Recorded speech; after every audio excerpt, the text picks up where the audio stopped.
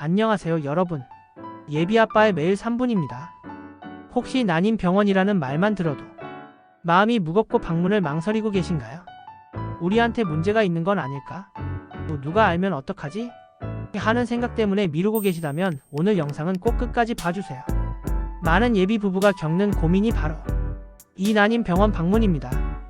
하지만 그 사이에도 임신 가능성은 조금씩 줄어들고 있을지 모릅니다. 오늘은 난임병원 방문을 주저하게 만드는 가장 큰 3가지 이유와 이 두려움을 극복하는 방법을 알려드리겠습니다. 난임병원이 무서운 이유 3가지. 첫 번째, 결과가 두려워서. 혹시 우리 부부에게 진짜 난임 진단이 내려지면 어쩌지? 누구에게 원인이 있다고 밝혀지면 관계가 소원해지지 않을까? 하는 불안감이 마음을 짓누르죠. 하지만 이 막연한 불안감은 검사를 받기 전까지는 절대 사라지지 않습니다. 마치 깜깜한 방에서 괴물이 있다고 상상만 하는 것과 같아요. 불을 켜서 직접 확인해야 그 두려움에서 벗어날 수 있습니다. 기억하세요. 두려움이 소중한 시간을 잡아먹게 두지 마세요. 두 번째, 주변의 시선이 부담스러워서. 혹시 아는 사람을 만날까봐, 가족이나 친구들에게 알려질까봐 걱정하시죠. 하지만 요즘 난임 전문 센터들은 환자 프라이버시 보호에 아주 세심합니다. 대기실에서 이름 대신 번호로 호출하고 독립된 상담실을 운영하는 등 심리적 부담을 덜어주기 위해 노력하고 있어요. 시대가 변했고 인식도 많이 달라졌다는 점을 기억해주세요. 세 번째, 절차가 복잡하고 어려울 것 같아서. 복잡하고 아프고 시간이 많이 걸릴 것 같다는 선입견 때문에 망설이시는 분들이 계세요. 하지만 난임병원 첫 방문은 생각보다 간단합니다. 기본 문진표 작성, 혈액검사, 정액검사, 간단한 초음파 검사 정도예요. 실제 치료 방법은 정밀한 원인 파악 후에 의료진과 상담을 통해 결정됩니다. 두려움이 더 위험한 이유. 이런 두려움 때문에 시간을 끄는 것이 오히려 더 위험합니다. 난임 치료는 무엇보다 시간과의 싸움이거든요. 특히 여성의 나이가 중요해요. 35세를 기점으로 난소 기능이 눈에 띄게 저하되기 시작하며 임신 성공률은 매년 떨어집니다. 한 살이라도 어릴 때 시작하는 것이 중요합니다. 명심하세요.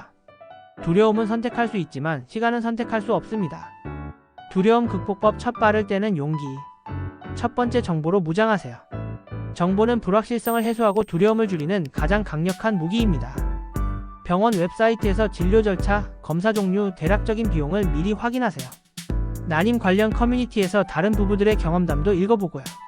나만 이런 게 아니구나 하고 느끼면서 막연한 두려움이 구체적인 지식으로 바뀔 거예요. 두 번째, 혼자가 아닌 함께 가세요. 난임 진료는 절대 혼자 감당할 과정이 아닙니다. 반드시 배우자와 함께 병원에 가세요. 의사 선생님의 설명을 들을 때 불안하고 혼란스러울 수 있어요. 이때 배우자가 함께 이야기를 듣고 궁금한 점을 질문해주면 부담감을 훨씬 덜 수 있습니다. 강조합니다. 이건 부부가 함께 해야 합니다. 세 번째, 작은 목표부터 세우세요.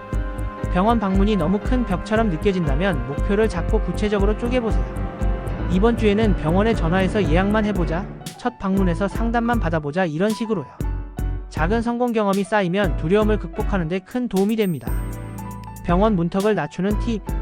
난임 전문 병원이 부담스럽다면 일반 산부인과에서 기초 검사부터 받아보는 것도 좋은 방법입니다. 첫 상담은 무료이거나 건강보험이 적용되는 경우가 많으니 비용 걱정 때문에 망설이지 말고 먼저 문의해보세요. 여러분, 첫 발을 떼는 순간 절반은 이미 성공한 겁니다. 난임 병원에 가는 것은 패배를 인정하는 게 아니에요. 오히려 사랑하는 가족을 만들고자 하는 용기 있는 첫 걸음입니다. 막연한 두려움은 준비된 지식과 배우자와 함께하는 용기 앞에서 훨씬 작아집니다. 오늘이 그 첫 걸음을 떼는 날이 되길 진심으로 응원합니다. 도움이 되셨다면 좋아요와 구독, 알림 설정까지 해주세요. 다음 영상에서는 난임병원 첫 방문 시 꼭 물어봐야 할 질문 리스트를 알려드리겠습니다. 시청해주셔서 감사합니다.